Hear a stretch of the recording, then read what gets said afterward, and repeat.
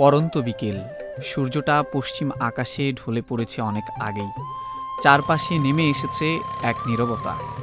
এই শান্ত বিকেলে পুকুর পাড়ে বসে আছেন একজন বৃদ্ধ, হাতে ছিপ। পানির দিকে তার একটানা দৃষ্টি, যেন অপেক্ষা করছেন জীবনের আরেকটা আনন্দময় টান আসার। বয়স হয়তো তার কাঁধ ঝুঁকিয়ে দিয়েছে, কিন্তু ছিপ ধরে মাছ ধরার আগ্রহটুকু একটুও কমেনি। ছিপের মাথায় বাঁধা সেই সুতায় শুধু টোপ নয়, বাঁধা যেন শত আশা।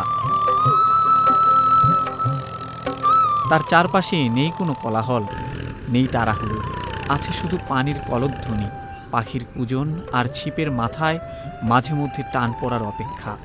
এমন শান্ত সময়েই জীবনের গভীর অর্থ খুঁজে নেন অনেকে। এই বৃদ্ধ তারই এক নিঃশব্দ উদাহরণ। এ যেন শুধুই মাছ ধরা নয়, এ এক ধরনের ধ্যান, একান্তে সময় কাটানো, হারিয়ে যাওয়া দিনগুলোর কাছে ফিরে যাওয়া। চলুন কথা বলে শুনি তার মনের কথা। আমার নাম আব্দুল সামাদ।